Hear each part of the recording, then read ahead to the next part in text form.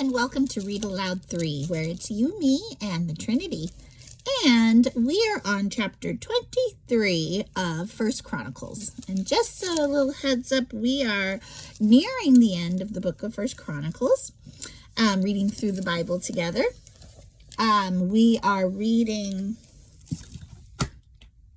I'm just switching my Bible because I remembered now that I'm reading the New Living Translation. In my quiet time, I've been reading in the NIV. This is my beat up Bible, but New International Version. It's nice to, read some different versions and just see, what might suit you at different times. And then definitely I wouldn't just stick with one, and there are 29 chapters in the first book of Chronicles. So we're 7 books away from finishing another book. Here we go.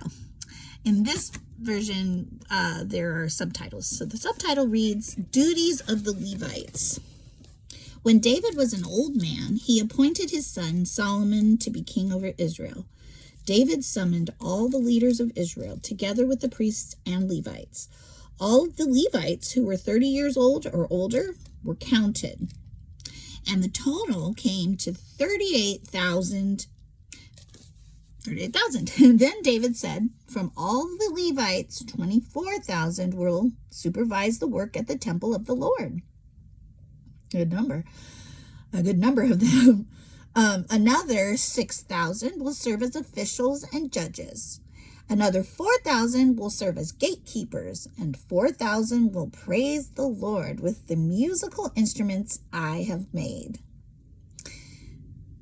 Wow, I didn't know he actually made the instruments.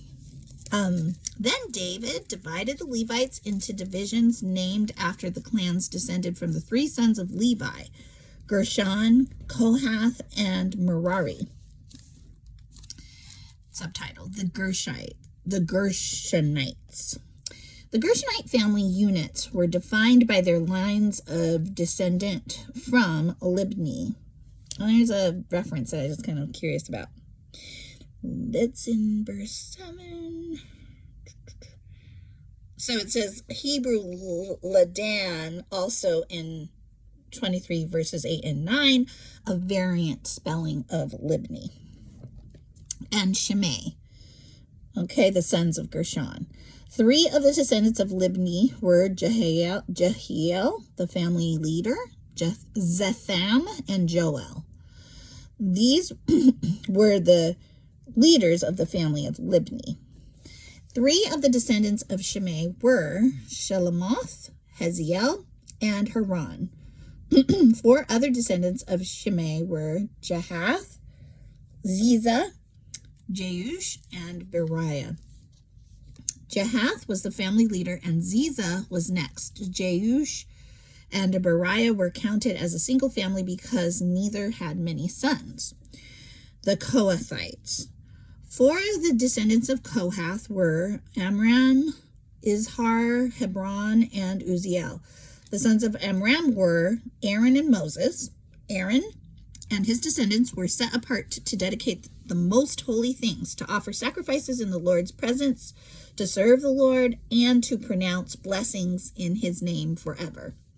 We kind of feel like most Bible readers are familiar with Aaron and how he was like over those elements in the temple. Okay. As for Moses, the man of God, his sons were included with the tribe of Levi. The sons of Moses were Gershom and Eleazar. The descendants of Gershom included Shebuel, the family leader. Eleazar had only one son, Rehabiah, the family leader. Rehabiah had numerous descendants. The descendants of Izhar included Shelomith, the family leader. The descendants of Hebron included Jeriah, the family leader, Amariah the second, Jahaziel the third, and Jechamim the fourth. The descendants of Uzziel included Micah, the family leader, and Isaiah the second. In interesting how, at least in this translation, that they're called the family leaders, right? I'm going to see what it compared to First Chronicles 23 in, what's the other translation I have at hand here? Yeah, so we have verse, let's go to verse 20 that I just read. Then the Spirit of God came on, Second Chronicles.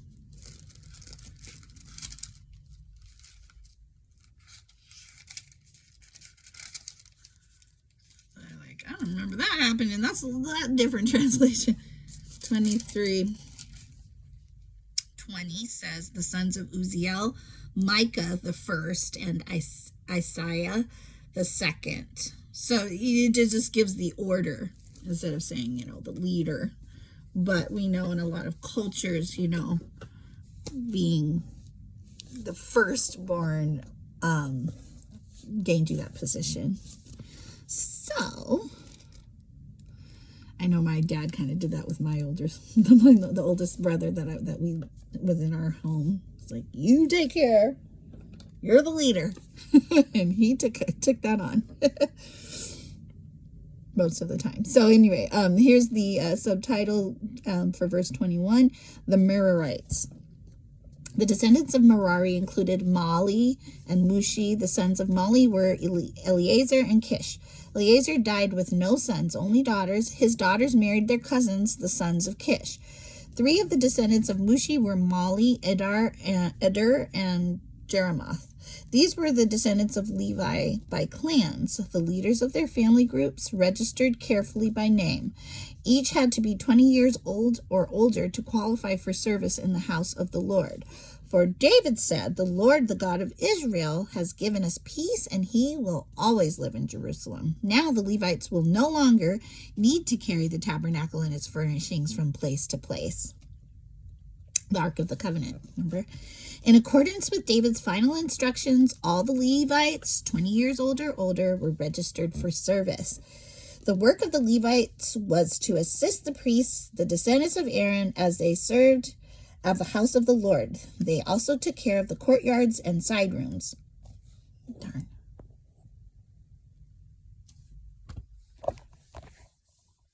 Oh! I thought it was... Okay, cool. It's still recording. I didn't want to break this up because I'm almost to the end of the chapter. Okay, so we were at side rooms. They also took care of the courtyards and side rooms, helped perform the ceremonies of purification, and served in many other ways in the house of God. They were in charge of the sacred bread that was set out on the table, the choice flour for the grain offerings, the wafers made without yeast, the cakes cooked in olive oil, and the other mixed breads. They were also responsible to check all the weights and measures. And each morning and evening they stood before the Lord to sing songs of thanks and praise to him. They assisted with the burnt offerings that were presented to the Lord on Sabbath days, at new moon celebrations, and at all the appointed festivals.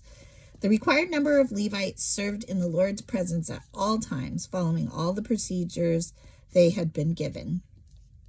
And so, under the supervision of the priests, the Levites watched over the tabernacle and the temple.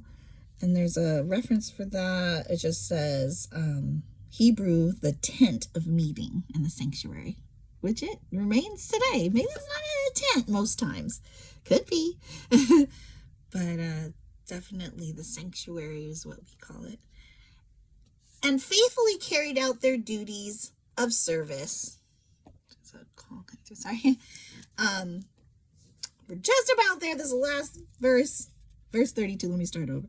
And so under the supervision of the priests, the Levites watched over the tabernacle and the temple and faithfully carried out their duties of service at the house of the Lord. And there's another cross-reference for that in Numbers 3:6-9. Thank you for joining me today as I read aloud another chapter from the Holy Bible, chapter 23 of First Chronicles. Was it 23? Yeah. And I look forward to, as soon as, hopefully tomorrow, I'm going to be trying to keep my schedule a lot better than I have been this past week or two. So we're looking forward to chapter 24 tomorrow. Enjoy your day. See you then.